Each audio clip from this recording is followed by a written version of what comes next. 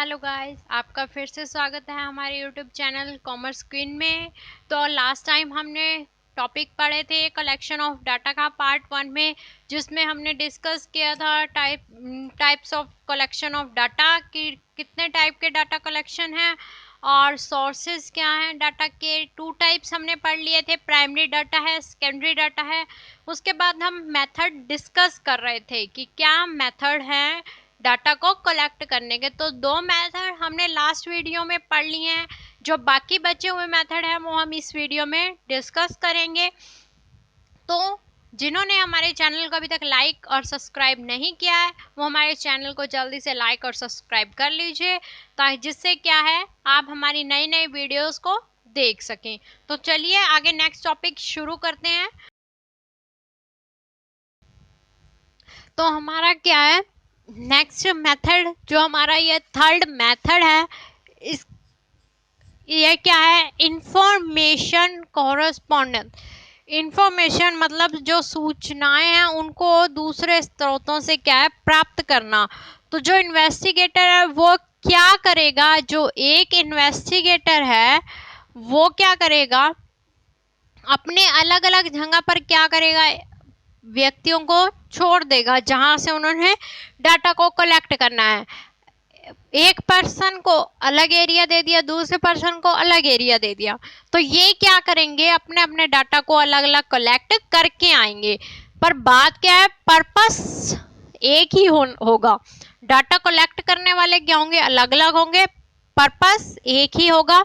ये दोनों क्या अपने अपने तरीके से डाटा को कलेक्ट करेंगे। मान लीजिए इसका तरीका कुछ और है, इसका तरीका कुछ और है, ठीक है, ये अपने अपने तरीके से। अब मान लीजिए ये पर्सन तो पूरा ऑनेस्ट है अपने काम के लिए, ये तो मान लीजिए घर घर गया, ठीक है, जाकर इसने सबसे डाटा कलेक्ट कर लिया। अब ये क्या है, ये अपने काम के प्रति वफादार नहीं है, ईमानदार नहीं है। तो ये क्या करेगा, एक घर गया, 2 घर छोड़ दिया, तीसरे घर गया, 4-5 घर छोड़ दिए। तो ये क्या करेगा, ये अपने तरीके से इंफॉर्मेशन डाटा को कलेक्ट करेगा। तो इसमें क्या होगा कि जो हमारे पास डाटा कलेक्ट करने का जो ये मेथड होगा, इसमें क्या हो जाएगा, लेस एक्यूरेसी आ जाएगी। क्योंकि क्या है, एक ने तो सही डाटा कलेक्ट कर लिया, एक ने डाटा सही से कलेक्ट नहीं किया। तो इसमें क्या हो जाएगा, लेस एक्यूरेटी हो जाएगी, लेस यूनिफॉर्मिटी, मतलब एक रूपता नहीं होगी, ठीक है। तो ये क्या है, हमारा इंफॉर्मेशन कॉरेस्पॉन्डेंस। जो इन्वेस्टिगेशन अनुसंधान करता क्या करता है, अपने नीचे दूसरे व्यक्तियों को सूचना एकत्रित करने के लिए अलग अलग क्षेत्र में बांट देता है। ये व्यक्ति क्या करते हैं, अपने अपने तरीके से क्या सूचनाओं को इकट्ठा करेंगे, ठीक है। दूसरा फिर इसमें क्या, ये स्टेबिलिटी कहाँ कहाँ ये मेथड क्या है सुटेबल होगा, ये मेथड भी कहीं ना कहीं सुटेबल होगा। कहाँ, जहां पे हमें डाटा को कंटिन्यू क्या करना होता है, कलेक्ट करना होता है, ठीक है। जहां पर हम अपने डाटा को कंटिन्यू कलेक्ट कर रहे हैं वहां पर इस इंफॉर्मेशन की जरूरत पड़ती है। क्योंकि हमें जब कंटिन्यू डाटा चाहिए होता है तो हर बार क्या करता है, जो इन्वेस्टिगेटर होता है वो जाकर बार बार इंफॉर्मेशन तो नहीं लेके आएगा, वो अपने नीचे ये पर्सन को रखेगा। जब भी इसको डाटा की जरूरत पड़ेगी ये इनको बोलेगा, ये डाटा कलेक्ट करके क्या इसको दे देंगे। तो कंटिन्यू जब कलेक्शन चाहिए होता है हमें डाटा का, तो वो इस मेथड को अप्लाई किया जाता है। कलेक्टेड वाइड एरियाज, जब हमारे डाटा को कलेक्ट करने का एरिया क्या होता है, वाइड होता है, वहां पर इस मेथड का यूज होगा, वहां पर ये क्या है, स्टेबिलिटी होगी। नॉट टू मच एक्यूरेसी, मतलब क्या है, हमारे पास जब हमें आंकड़ों का क्या है, ज्यादा शुद्ध आंकड़े हमें नहीं, डाटा हमें नहीं चाहिए, वहां पर हम इस मेथड को यूज कर लेंगे। मतलब हमें ज्यादा एक्यूरेसी की जरूरत नहीं होगी, ठीक है। तो हमारे लेस एक्यूरेसी में भी काम चल जाता है, तो वहां पर ये मेथड को हम अप्लाई कर सकते हैं। यूज टीवी, रेडियो एक्सेट्रा, मतलब जहां पर हमें डाटा को यूज करना है, जो पर्पस है वो हमारा कहाँ कहाँ हो सकता है, मैगजीन में हो सकता है, रेडियो, टीवी, ठीक है। तो वहां पर भी क्या है, इस मेथड को हम अप्लाई करेंगे, वहां पर क्या है, इस मेथड की स्टेबिलिटी रहेगी। मेरिट्स क्या, हमारे गुण क्या होंगे, इकोनॉमिकल इकोनॉमिकल होगा। इसमें क्या होगा, टाइम की भी बचत होगी, कॉस्ट की भी बचत होगी, ठीक है, और मेहनत की भी परिश्रम भी कम करना पड़ेगा, तो ये इकोनॉमिकल हो जाएगा। वाइड कवरेज, जब हमें कम समय में बहुत ज्यादा एरिया से क्या डाटा को कलेक्ट करना है, तो वहां पर भी क्या हमारा ये मेथड अप्लाई होगा। कंटिन्यूटी कंटिन्यूटी में क्या होगा,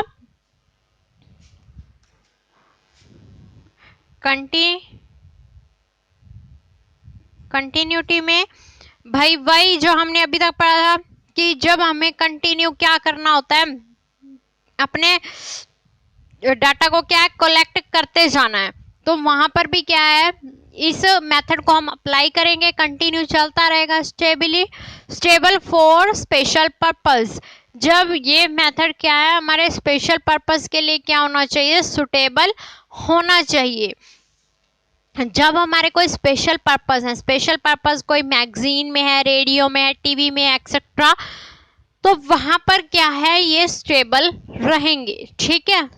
उसके बाद डीमेरिट, इसके गुण आपको पता ही है, अगर उसने किसी और तरीके से डाटा कलेक्ट किया, इसने किसी और तरीके से डाटा को कलेक्ट किया है, तो हमारी क्या हो जाएगी, लेस ओरिजिनलिटी होगी, लेस ऑफ इंफॉर्मेटिव, मतलब एक रूपता नहीं होगी डाटा को कलेक्ट करने में, लेस एक्यूरेट होंगे, पूरी तरह से शुद्ध परिणाम नहीं निकलेंगे।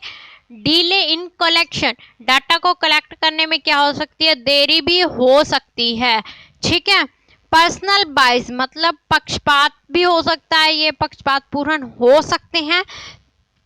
तो इसमें क्या है, पक्षपात पूर्ण कैसे हो सकते हैं कि मान लीजिए जो ये दोनों पर्सन है, ये भी किसी तरह से क्या कर सकते हैं, मतभेद कर सकते हैं, जिससे क्या होगा, इसको जो डाटा है वो पूरी तरह से एक्यूरेट नहीं मिलेगा, तो ये पक्षपात पूर्ण हो जाएंगे, ठीक है। तो ये हमारा क्या था, इंफॉर्मेशन कोरेस्पॉन्डेंस। मैंने आपको लास्ट वीडियो में भी बताया था कि ये टॉपिक हमारे लिए बहुत इंपॉर्टेंट है, इतना मुश्किल नहीं है, सेम बस हमने नाम पहचानना है, नाम को ध्यान में रखना है कि हमारे मेथड का नाम क्या है, उससे रिलेटेड हमने आगे लिखते जाना है कि एक इन्वेस्टिगेटर क्या क्या कर सकता है, कहाँ पर ये मेथड हम सुटेबल कर सकते हैं, कहाँ पर नहीं कर सकते, ये तो हम खुद ही अपने माइंड से भी क्या इसको लिख सकते हैं, बस एक बार हमें मेथड के नाम को याद करने की देरी है। और इसमें से एक क्वेश्चन आपका जरूर आएगा ही आएगा। जो अब हम नेक्स्ट मेथड पढ़ेंगे वो मोस्ट इम्पोर्टेंट है, वो हर बार मोस्टली हर एग्जाम में आपको मिलेगा, आप कोई भी पुराने एग्जाम उठाकर देख लीजिए, उसमें आपको वो वाला मेथड जरूर मिलेगा, ठीक है। तो हम आगे लास्ट अपने मेथड की बात करते हैं, ओके। हमारा लास्ट मेथड क्या है, information through questionnaire and schedule. ये वाला हमारा जो मेथड है ये वेरी वेरी इंपॉर्टेंट है, क्योंकि एक यही मेथड है जो सिंगल एग्जाम में अकेला यही मेथड पूछ लिया जाता है, और मेथड को छोड़कर सिर्फ यही मेथड पूछ लिया जाता है, तो ये मेथड बहुत बहुत बहुत ज़्यादा इम्पोर्टेंट हो जाता है। इसमें क्या है, ये बहुत ही आसान मेथड है। इसमें क्या है, क्वेश्चनरी एंड शेड्यूल। इसमें क्या करता है, ये टू टाइप्स के होते हैं, ठीक है। एक होता है डाक विधि द्वारा, और दूसरा क्या होता है, गणक द्वारा, ठीक है। जो गणना करने वाला होता है, गणना उसके द्वारा होता है, ये एक गणक विधि होती है, ठीक है। तो उसमें क्या होगा, जो हमारी मेल डाक विधि है, मेल विधि कहते हैं जिसको, इसमें क्या करेंगे, अब ये डाक विधि है और ये गणक विधि है, इसको हम कहेंगे मेलिंग मेथड, इसको कहेंगे हम एन्यूमरेटर मेथड। तो अब क्या करेगा, इसमें जो अनुसंधान करता है, जब उसको क्या करना होगा, अपने उद्देश्यों को प्राप्त करना होगा, उद्देश्यों को प्राप्त करने के लिए वो क्या करेगा, प्रश्नावली तैयार करेगा। आपने भी कई बार देखा होगा कि हमारे पास क्या होता है, कई बार ऐसे मैगजीन आती हैं या जब हमारे पास न्यूज़पेपर आते हैं तो उसके अंदर कोई एक पैम्पलेट होते हैं तो उसमें क्या होता है, हमारी इंफॉर्मेशन कलेक्ट करने के लिए दी होती है। उसमें हमारी जो, जैसे मान लीजिए कि आपका नाम क्या है, आपकी फैमिली में कितने लोग हैं, कितने एजुकेटेड हैं, कितने किस एज के हैं, तो वो सब क्या है, डाटा कलेक्ट किया जाता है। तो वो क्या करते हैं, वो डाक विधि भी हो सकती है, गणक विधि भी हो सकती है। तो इस विधि के द्वारा क्या है, वो डाटा को कलेक्ट करते हैं। जो ये है, ये विधि क्या होगी, इसमें क्या करेगा, एक जो अनुसंधान करता है वो क्या करेगा, कुछ प्रश्नों की क्या है, प्रश्नावली के एक पैम्पलेट जैसा वो तैयार कर लेता है। वो क्या करता है, अपने जिनसे सूचना प्राप्त करनी है उनके पास क्या करेगा, उसको भेज देगा।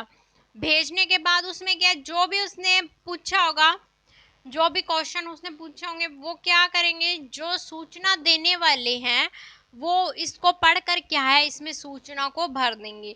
सूचना देने के बाद वो क्या करेंगे, इसको वापस क्या कर देंगे, उसको अनुसंधानकर्ता को या कंपनी जिसने भी ये इंफॉर्मेशन मांगी है उसको क्या करेंगे, वापस भेज देंगे। ठीक है, तो ये क्या हो जाएगी, मेलिंग या डाक विधि, जिससे क्या होगा कि जो एक अनुसंधान करता है वो क्या करेगा, उनको भेजकर उनसे डाटा को कलेक्ट करवा लेगा। ठीक है, तो इसकी अपनी स्टेबिलिटी है, कहाँ कहाँ पर ये सुटेबल होगा, जहां यहाँ वहां पर क्या होगा, और ये क्या करेंगे कि मतलब जब इनको ये भेजा है ना, तो इनको ना अनुसंधानकर्ता को ये कहकर भेजना होगा, उनको ये विश्वास दिलाना होगा कि जो आप अपनी इंफॉर्मेशन, पर्सनल इंफॉर्मेशन दे रहे हो वो क्या है, आप सभी से क्या है, छुपाई जाएगी, सीक्रेट रखी जाएगी। ठीक है, तो अब क्या है, ये कहाँ कहाँ सुटेबल होगा, जहां पर वाइड एरिया हो, वाइड एरियाज हो, वहां पर भी क्या होगा, ये मेथड अप्लाई हो जाएगा। ठीक है, और जहां पर सूचनाओं को क्या गुप्त रखना हो वहां पर भी ये उपयुक्त होगा। तीसरा हमारा क्या होगा कि जो सूचना देने वाला व्यक्ति है उसको क्या होना चाहिए, वो पूरा एजुकेटेड होना चाहिए। जो सूचना देने वाला पर्सन है वो क्या होना चाहिए, एजुकेटेड होना चाहिए। अगर जो एजुकेटेड नहीं है उसको ये भेजने का कोई फायदा नहीं है, क्योंकि वो इसको ना तो पढ़ पाएगा और ना इसको भर पाएगा। तो जहां पर एजुकेटेड पर्सन हो वहां पर ही इस मेथड को अप्लाई किया जा सकता है, और जहां पर वाइड एरियाज हो वहां पर भी, और जहां पर हमें अपने जो डाटा है, आंकड़े हैं, उनको क्या है, छुपा कर रखना हो वहां पर भी ये मेथड अप्लाई होगा। ये तो हमारी थी क्या, सुटेबिलिटी। इसके मेरिट्स क्या क्या होंगे, आप, मैं बोल रही हूँ आप नोट करते जाइए कि क्या क्या मेरिट्स होंगी, क्या डीमेरिट्स होंगी। मेरिट्स क्या क्या होंगी, लेस एक्सपेंसिव होंगी, मतलब कम खर्चीली होंगी ये। ठीक है, और इकोनॉमिकल होंगी। इकोनॉमिकल कैसे होंगी, इसमें क्या है, टाइम भी बचेगा, परीक्षण भी कम करना पड़ेगा। ठीक है, और डाटा भी मिल जाएगा, इकोनॉमिकल हुई। और उसके बाद क्या है, ये पूरी एक्यूरेट भी होंगी। एक्यूरेट कैसे होंगी, क्योंकि जिससे हमें सूचना लेनी है वो उस सूचना को क्या है, पूरी तरह से भरकर खुद जो उन्हें पता है वो उसको सही करके भेजेंगे। ठीक है, उसके बाद क्या होगा, वाइड एरियाज में, जहां पर एरिया क्या है, वाइड है, हमें वहां से डाटा को कलेक्ट करना है, तो वहां पर भी क्या, ये मेरिट्स बन जाएंगे, इसका गुण बन जाएगा कि विस्तृत क्षेत्र में ये मेथड क्या है, काम आ सकता है। अब इसके क्या क्या है, इसके डीमेरिट्स क्या क्या होंगी। ठीक है, तो हमारे इसके मेरिट्स हो गए। डीमेरिट्स क्या बनेंगे हमारे, लैक ऑफ इंटरेस्ट, मतलब जो सूचना भरने वाला है अगर उसका इसमें इंटरेस्ट नहीं है तो भी क्या है, वहां पर हमारी इंफॉर्मेशन में क्या होगी, कमी आ जाएगी। Lack of interest, lack of flexibility, लोचशीलता में भी कमी होगी। ठीक है, अगर हमारे पास डाटा पूरी तरह से सही नहीं आया तो हम उसको ज़्यादा से ज़्यादा मॉडिफाई नहीं कर सकते। उसके बाद लिमिटेड यूज़, मतलब ये वही यूज होगा जहां पर हमारे पास एजुकेशन वाले जो पर्सन है वो उसको ही फिल कर पाएंगे। जो हमारे पास जिनकी एजुकेशन ही नहीं है वो इसको क्या है नहीं फिल कर सकते। उसके बाद बाइस्ड मतलब पक्षपात पूर्ण हो सकते हैं, ठीक है। भरने वाला किसी भी रीजन से क्या है कोई भी पक्षपात कर सकता है। उसके बाद लेस एक्यूरेसी होगी। लेस एक्यूरेसी कैसे होगी, जब उसने हमारे डाटा को सही इंफॉर्मेशन ही नहीं दी है तो वहां पर जब हमारे रिजल्ट निकलेंगे तो वो क्या हो जाएंगे, लेस एक्यूरेट। तो ये हमारी क्या थी, डीमेरिट्स थी।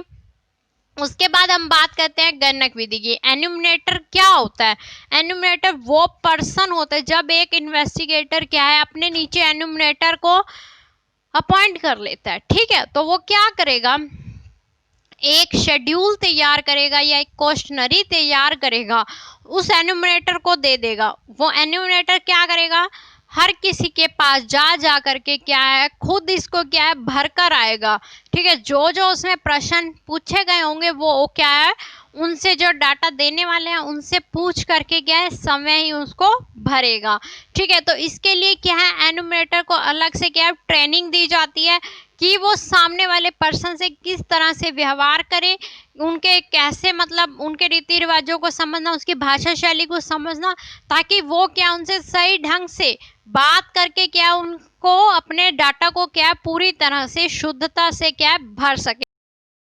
तो अभी तक हमने बात की थी एन्यूमरेटर मेथड की। एन्यूमरेटर मेथड आपको समझ आ गया होगा कि क्या होता है, ठीक है। जिसमें क्या होगा, एक पर्सन होगा जो एक इन्वेस्टिगेटर होगा, वो अपने नीचे क्या है बहुत सारे एन्यूमरेटर रख लेगा। वो उसको क्या है सारे क्या है अलग अलग तरह से डाटा लाकर देंगे। वो क्या करेंगे, उसको एक प्रश्नावली दे देंगे, प्रश्नावली तैयार कर लेंगे। उसमें क्या है अलग अलग क्वेश्चन होंगे। वो एन्यूमरेटर जो होगा वो उसको सेल्फ में खुद जाकर क्या है उनको भर के आएगा। तो जब वो उनको भर के आएगा तो वो उनके डाटा क्या है काफी हद तक क्या होंगे, एक्यूरेट होंगी, ठीक है। ये होगी हमारी एन्यूमरेटर मेथड, जिसको हम कहते हैं गणक विधि। इसके आपको स्टेबिलिटी पता ही होंगी, जहाँ पर वाइड एरिया हो वहां पर काम आएंगी, ठीक है। जहाँ पर हमें ज्यादा से ज्यादा एक्यूरेट चाहिए वो डाटा वहां पर ये काम आएगा। अब इसकी मेरिट्स क्या है, वही वाइड स्कोप व्यापक क्षेत्र होना चाहिए, एक्यूरेसी ज्यादा से ज्यादा एक्यूरेसी आए, पर्सनल कांटेक्ट, जो एन्यूमरेटर है ना उसके ज्यादा से ज्यादा पर्सनल कांटेक्ट होने चाहिए, तभी वो उसको क्या है उस क्वेश्चनरी को फिल कर सकता है। इम्पार्शियलिटी, इम्पार्शियलिटी का मतलब निष्पक्ष होना चाहिए पूरी तरह से, ठीक है। किसी भी तरह कोई भी पार्शियलिटी उसमें ना हो। कंप्लीटनेस, जो एन्यूमरेटर समय जाकर उसको भर के आएगा तो वो क्या है ज्यादा से ज्यादा क्वेश्चन क्या है उसमें भर सकेगा, ठीक है। तो उसके बाद हमारी डीमेरिट्स क्या होंगी, एक्सपेंसिव है। मान लीजिए जो एक क्वेश्चनरी बनवाई है उसको आगे उनको एन्यूमरेटर रखने हैं, उनको ट्रेनिंग देनी है, उसके बाद जो उन्होंने क्वेश्चनरी बनाई है उसको भी क्या करना है बहुत सारी फोटो कॉपी करवा कर आगे सबको देना है। तो इसमें क्या ये बहुत ज्यादा एक्सपेंसिव हो जाती है। Availability of enumerator, availability of enumerator क्या होता है कि जो एन्यूमरेटर है उनके बहुत ज्यादा मतलब योग्य होने चाहिए। वो जब बहुत ज्यादा योग्य होंगे तब ही ये मेथड क्या है काम आएगा। अगर वो योग्य नहीं है एन्यूमरेटर तो वहाँ पर क्या हमारे पास ना तो डाटा पूरा एक्यूरेट आएगा, ना हमारे जो पर्पस है वो पूरे हो पाएंगे। टाइम कंज्यूमिंग है, हर एन्यूमरेटर हर किसी के पास जाकर मिलेगा, उससे फिर उसको फिल करवाएगा क्वेश्चनरी को, तो वहाँ पर क्या टाइम कंज्यूमर होगी। पार्शियल, कहीं कहीं पर एन्यूमरेटर क्या है पार्शियल भी हो सकता है, ठीक है। No suitable for private investigator, ये वहां पर सुटेबल नहीं है जहां पर जो इन्वेस्टिगेटर है वो प्राइवेट हो, ठीक है। क्योंकि प्राइवेट इन्वेस्टिगेटर के लिए क्या हो सकता है ये थोड़े पार्शियल हो सकते हैं, तो इसीलिए क्या होगा ये ज्यादा से ज्यादा गवर्नमेंट के लिए, जो गवर्नमेंट इन्वेस्टिगेटर है वहां पर ज्यादा सुटेबल होंगे, ठीक है। तो ये इसके देखिए डीमेरिट्स, मेरिट, ये था हमारा क्वेश्चनरी का मेथड जो बहुत बहुत बहुत ज्यादा इंपॉर्टेंट है। उसके बाद हमारे पास क्वेश्चनरी के थोड़े से कैरेक्टरिस्टिक्स हैं या फीचर्स बोल सकते हैं जिसे हम वो पढ़ेंगे। ये इसीलिए दी हुई है ताकि जो एक क्वेश्चनरी का क्वेश्चन पूरा आता है तो हम उसको क्या अच्छे से लिख सके। तो नेक्स्ट टॉपिक हम पढ़ेंगे कि क्वेश्चनरी के कैरेक्टरिस्टिक्स या फीचर्स क्या हैं। अब हम बात करेंगे qualities of a good questionnaire. Qualities क्या क्या इसमें गुण होने चाहिए एक जब हम क्वेश्चनरी तैयार करते हैं, ठीक है। तो जब हम इन चीजों को देखेंगे तभी हमारा मेथड क्या पूरी तरह से सही होगा। अगर हम इनमें से कुछ भी मिस्टेक कर देते हैं तो वो क्या हो जाता है, जो हमें डाटा चाहिए वो पूरा एक्यूरेट नहीं आ पाएगा। तो एक क्वेश्चनरी तैयार करने के लिए आपने देखो कभी आपके पास भी ऐसा कोई प्रश्न आया होगा, पैम्पलेट वगैरह या क्वेश्चनरी जब मैगजीन वगैरह में आती है तो उसमें क्या होता है, बहुत ही मतलब नॉर्मल सी बनी होती है जिसके ऊपर बताया होता है कि ये किसने भेजी है क्या, और नीचे क्वेश्चन होते हैं। क्वेश्चन क्या होते हैं, सिर्फ टिक मार के होते हैं और ज्यादा कुछ उसमें मतलब ऐसा नहीं होता कि जो हम बता ना सके। ऐसे ही नॉर्मल क्वेश्चन पूछे होते हैं जो उनको चाहिए होते हैं, ठीक है। तो पहला क्या है, हमारी क्या क्वालिटीज होनी चाहिए, लेस नंबर ऑफ क्वेश्चन, कम से ही कम क्वेश्चन पूछे जाने चाहिए। अगर प्रश्नावली जितनी ज्यादा बढ़ती जाएगी डाटा देने वाले का इंटरेस्ट उसमें क्या है, खत्म होता जाएगा। तो क्वेश्चन क्या है, लिमिट ही होने चाहिए जिससे हमारा पर्पस क्या है पूरा हो सके। सिंप्लिसिटी, सिंप्लिसिटी मतलब सरल होने चाहिए। जो क्वेश्चन हमने उसमें दिए हैं पुट किए हैं वो क्या है, सिंपल लैंग्वेज में होने चाहिए, सिंपल भाषा का प्रयोग किया जाना चाहिए उसमें। प्रॉपर ऑर्डर ऑफ क्वेश्चन, जो ऑर्डर है क्वेश्चन का वो क्या प्रॉपर होना चाहिए। ये नहीं कि हमने जो पहले क्वेश्चन पूछना वो हमने बीच में लिख दिया और जो लास्ट में पूछना है वो पहले लिख दिया। तो एक प्रॉपर ऑर्डर होना चाहिए क्वेश्चन का, ठीक है। नो अनडिजायरेबल ऑफ क्वेश्चन, कोई भी क्वेश्चन क्या अनडिजायरेबल, कोई भी क्वेश्चन ऐसा नहीं होना चाहिए जो क्या है उत्तर देने में किसी सामने वाले को क्या है कठिनाई हो, ठीक है। कोई भी अगर अपना यहाँ पर डाटा दे रहा है तो ऐसा नहीं हो कि उसको डाटा देते टाइम कोई भी ऐसा रिस्क लगे कि वो शायद कहीं कोई मिस्टेक ना कर रहा हो कि वो अपना डाटा दे रहा है। तो इसीलिए क्या वो अनडिजायरेबल क्वेश्चन होने चाहिए, ठीक है। उसके बाद नॉन कंट्रोवर्सल, इसमें क्या नॉन कंट्रोवर्सल का मतलब क्या होता है कि कोई भी क्वेश्चन मतभेदपूर्ण होना चाहिए, ठीक है। किसी भी क्वेश्चन में मतभेद नहीं होने चाहिए। सभी क्वेश्चन क्या है, इक्वल हो, सभी से एक जैसे क्वेश्चन पूछे जाए। कोई भी क्वेश्चन ये ना हो कि किसी और से कोई क्वेश्चन ऐसा हो कि उसकी भावनाओं को क्या है ठेस पहुंचा दो, ऐसा क्वेश्चन नहीं होना चाहिए, ठीक है।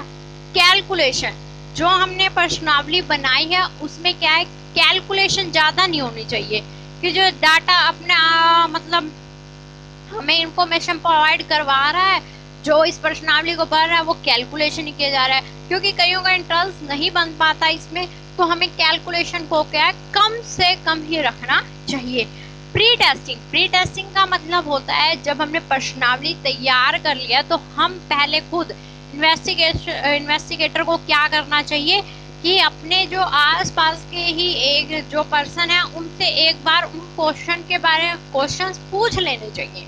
अगर वो क्वेश्चन का आंसर देने में कोई कठिनाई महसूस कर रहे हैं तो उसे उसके हिसाब से उन क्वेश्चन को क्या है मॉडिफाई कर देना चाहिए। तो ये होती है प्री टेस्टिंग की अगर हम बिना प्री टेस्टिंग के क्वेश्चनरी सीधा ही हम अपने आगे दे देते हैं तो इसमें क्या होता है, हम अपने ग्राहक को आगे प्री टेस्टिंग के लिए दे देंगे, बिना प्री टेस्टिंग के दे देंगे तो उसमें क्या होगा कि हमें पता तो चलेगा नहीं। और अगर मान लीजिए ग्राहक या कोई भी जो पर्सन है जो इंफॉर्मेशन दे रहे हैं उनको किसी तरह की कोई हिचकिचाहट हो, कोई कठिनाई महसूस हो रही हो तो वो हमें पहले पता नहीं चलेगी और इससे क्या है हमारे पास इंफॉर्मेशन पूरी नहीं आ पाएगी, ठीक है। इंस्ट्रक्शंस, जब वो उसको फिल कर रहे हैं लास्ट में क्या है हमें इंस्ट्रक्शन जरूर देनी चाहिए कि क्या क्या इसको भरने की क्या क्या इंस्ट्रक्शंस हैं, ठीक है। तो हमें इंस्ट्रक्शन जरूर देनी चाहिए।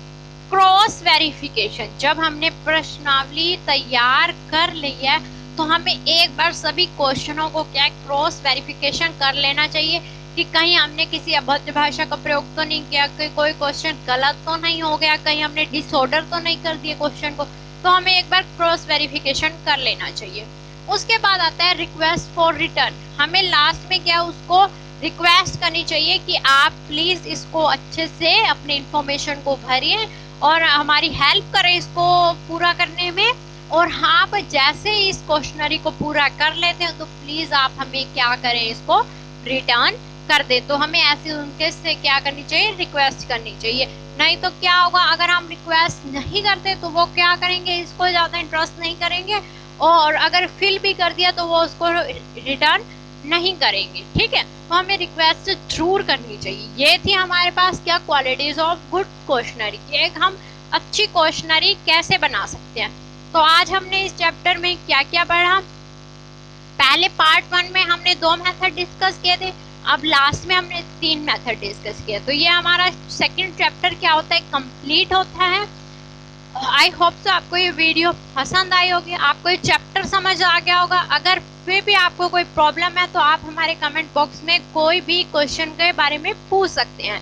और आपको अगर कोई भी और भी क्वेश्चन है या आपको कुछ चीज़ समझ नहीं है तो हमारे कमेंट बॉक्स में कमेंट करके बताएं। और आपको ये वीडियो कैसे लगी ये भी ज़रूर बताएं। Thank you.